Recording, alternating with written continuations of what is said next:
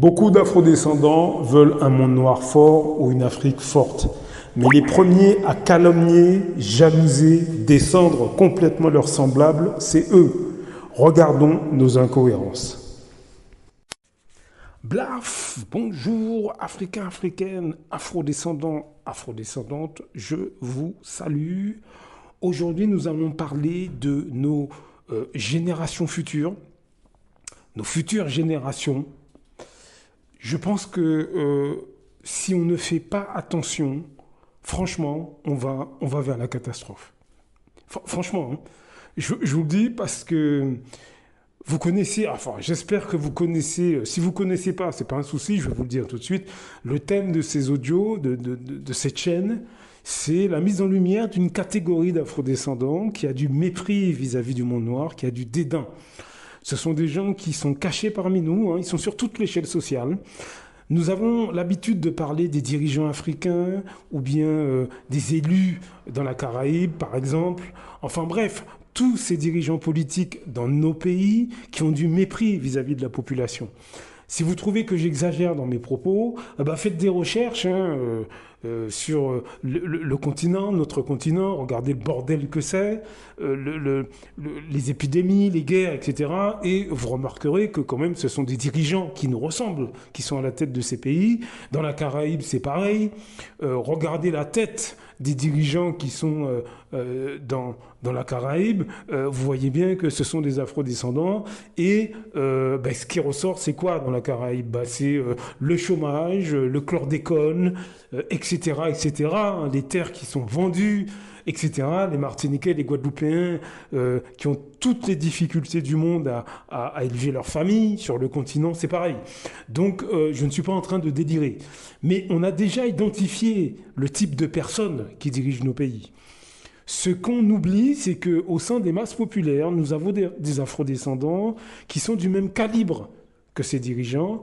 Eux sont également méprisants vis-à-vis du monde noir. Hein. Ils détestent complètement la négritude, l'africanité. Simplement, eux, la stratégie qu'ils ont adoptée, c'est de prétendre l'inverse. Pour nous faire croire que ces gens-là sont comme nous, ils écoutent nos musiques, ils s'habillent comme nous, ils parlent nos langues, ils se coiffent comme nous. Bref, quand on les voit, quand on les regarde, on n'a pas l'impression que ce sont des ennemis. Mais pourtant, lorsqu'on les étudie de près, comme je l'ai fait pendant des années, on s'aperçoit que ces personnes qui se cachent aussi au sein de nos familles et parmi nos amis, lorsque la communauté noire, par exemple en France, mais dans tous les pays d'Europe c'est pareil, lorsqu'ils sont entourés des membres des autres communautés, on peut constater, en tout cas j'ai constaté, qu'ils méprisent le monde noir. À ce moment-là, ils montrent leur vrai visage. Ce sont des gens anti-race noire, négrophobes, et ils expliquent leur mentalité au sein des autres communautés. En France, un Africain, un Afro-Antillais, etc., qui va côtoyer, par exemple, parmi ses amis, des Européens, des Arabes, des Chinois, etc., dans ces milieux-là, j'ai observé qu'ils méprisent l'identité, les racines de leur propre famille. Voilà ce que sont une catégorie de Noirs français. Ces gens-là, au sein des autres communautés, ils se vantent, par exemple, d'être clairs de peau. Ils se vantent, par exemple, de ne pas être nés en Afrique ou ou aux Antilles, et ils en sont fiers. Pour eux, pour une catégorie d'entre eux, parce qu'il y a des sous-catégories. Donc pour une sous-catégorie d'entre eux, le fait d'être né en France et d'avoir un accent parisien, ça donne à ces Noirs, ce type de personnes, ça leur donne un sentiment de supériorité par rapport à l'Africain qui a l'accent de chez lui, par rapport à l'Antillais qui a l'accent de chez lui, etc., etc. Voilà le type de personnes que nous avons parmi nous. Le souci, c'est que ces personnes qui sont dans cette mentalité de dédain et de mépris vis-à-vis du monde noir, aujourd'hui, ces gens font des enfants. Et ils éduquent leurs enfants de la même manière. Vous avez une catégorie importante d'Africains, d'Afro-Antillais, d'Afro-Guyanais, ce que vous voulez, qui disent à leurs enfants « Ne me ramène pas un homme ou une femme noire ». Voilà comment parle un très grand nombre de Noirs français. Nous allons vers la catastrophe, parce que ça va donner... Qu'est-ce que ça va donner? Ça va donner des adultes de race noire qui auront un mépris, un dédain, mais qui sera carrément inimaginable. Ça va dépasser l'entendement encore plus que ça ne l'est aujourd'hui. C'est pour ça que je dis que nous devons vraiment faire attention. Si le sujet que je suis en train de mettre en lumière vous dérange, dites-vous bien que je vous assure que d'ici quelques années, ça va vous déranger encore plus. Parce que lorsque vous allez vous retrouver devant un jeune de race noire qui va vous dire « Écoute, toi je t'aime pas parce que tu as la tête que tu as », je vous assure que vous n'aurez pas envie de rigoler. Vous n'aurez pas envie de rigoler. Et je vous assure que ça se produit déjà. Il y a un petit gars là sur les réseaux sociaux, un espèce de... Je ne connais pas son nom, mais il est plus ou moins Front National, il applaudit plus ou moins le Front National, etc. Et il n'est pas le seul. Il n'est pas le seul, il y en a plein d'autres qui font ça. Et ils sont jeunes. Ce sont des jeunes de race noire qui militent contre leur communauté, contre leurs semblables. Je vous assure que nous courons vers une catastrophe. On ne s'en rend pas compte. On a l'impression que les réseaux sociaux vont tout résoudre. Non, non. Vous avez une catégorie de jeunes qui retournent vers leur africanité, qui retournent vers leur négritude. Il n'y a pas de problème. Mais on oublie qu'il y a une autre catégorie de jeunes qui, eux, continuent la mentalité de l'esclave. Eux continuent les complexes d'infériorité raciale que François Fanon a déjà mis en lumière dans ses livres. Je rappelle Peau noire et masque blanc. Vous avez des jeunes qui ont 20 ans qui sont totalement complexés, qui ne veulent pas de contact avec les racines de leur famille. Et ils ont été éduqués comme ça par leurs parents. Je vous assure. Je vous assure.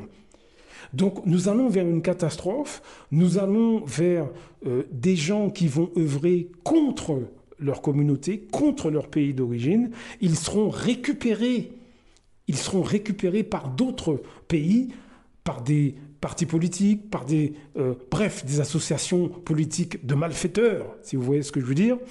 Et on va recommencer ce cycle si on ne fait pas attention. Est-ce que vous comprenez? Parce que c'est un cycle, c'est une histoire qu'on connaît déjà, ça. Hein. Des afrodescendants qui sont récupérés par des partis politiques, récupérés par des officines obscures pour nous faire du tort. Ça, c'est quelque chose qu'on connaît. Hein.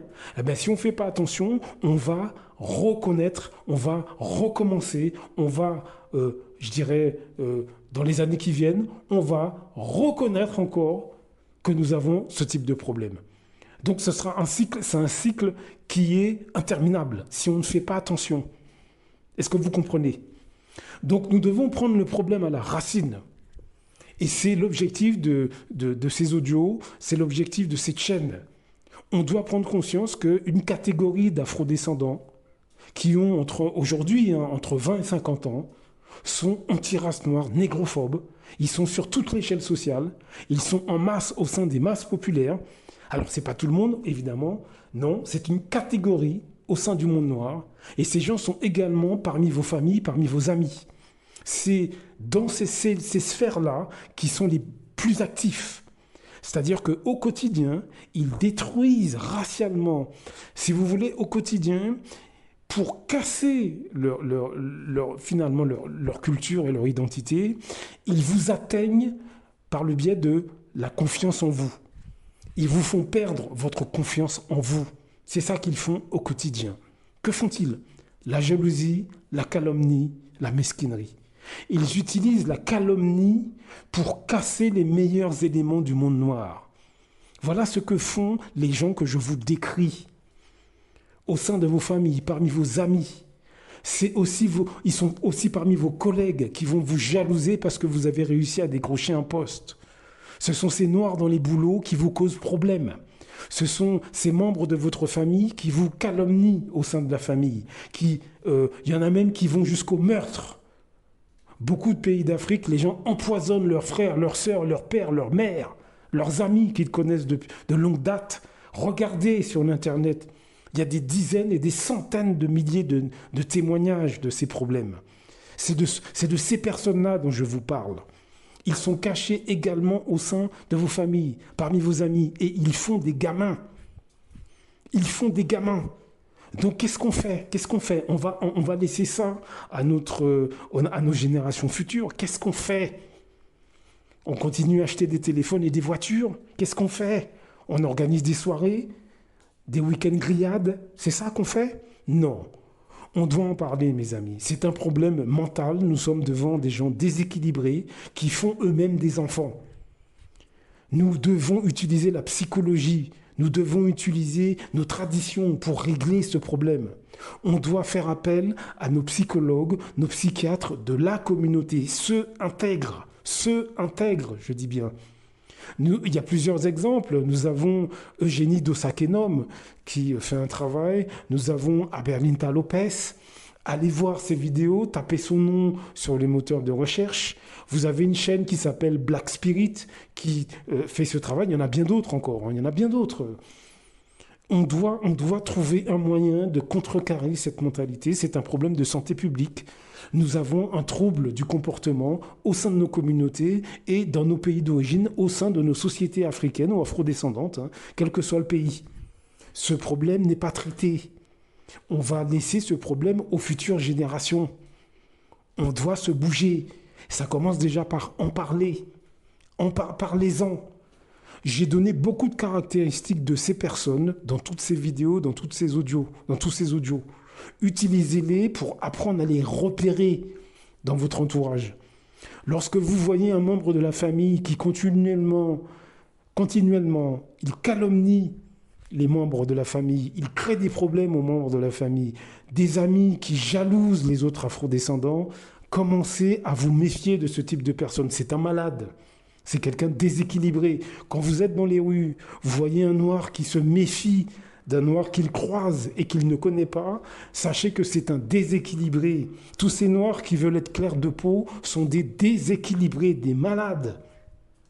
Pour les Antilles, mulattes, chabins, etc., tous ces gens qui utilisent des noms d'animaux, faites des recherches étymologiques de ces mots. Vous allez voir, ce sont des bovins. Chabin, chabine, ce sont des bovins. Je crois que c'était des vaches ou des chèvres qu'on appelait comme ça. C'est les colons qui appelaient des vaches ou des chèvres, etc. Vous imaginez, vous, dans les Antilles, les gens se donnent des noms de bovins ou de chèvres, je ne sais plus, l'un des deux. Chabin, chabine, ce sont des noms, je crois, qu'on donnait aux chèvres ou aux bœufs, ou je ne sais plus, ou juments, ou des juments. Bref, c'était des mots d'animaux. Eh ben, les gens sont fiers de s'appeler comme ça. Mais vous voyez bien que c'est un trouble mental. Dans les pays, sur notre continent, des gens qui utilisent des produits dangereux pour se blanchir la peau, des trucs cancérigènes, des femmes elles se collent des cheveux qui viennent de l'autre bout du monde pour pas montrer leurs vrais cheveux. Vous trouvez que ça, ce sont des comportements normaux? Pendant ce temps, c'est en train d'enrichir toute une industrie derrière. Et donc, c'est cette mentalité-là qu'on va laisser à nos enfants. Donc, soyons sérieux, mes amis. Commençons à en parler à grande échelle. Il ne faut pas que ce soit une discussion sur WhatsApp. Non, à grande échelle. Soyez un acteur. Faites passer cette vidéo ou faites-en vous-même sur ce sujet-là et diffusez au maximum qu'on en parle. C'est la santé mentale de nos enfants qui sont en jeu. Donc, il faut qu'on commence à se bouger. Blaf! À très bientôt. Beaucoup d'Africains se lèvent contre des autres Africains. C'est généralement à travers la corruption. L'Europe, l'Occident le sait. La meilleure façon de faire tomber un Africain qui se lève pour les intérêts des Africains, il faut aller corrompre ses amis ou ses compatriotes. C'est comme ça, c'est toujours à cause de l'argent. Celui qui a fait tomber son cara, il a fait pourquoi? C'est parce qu'il voulait être son cara à la place de son cara.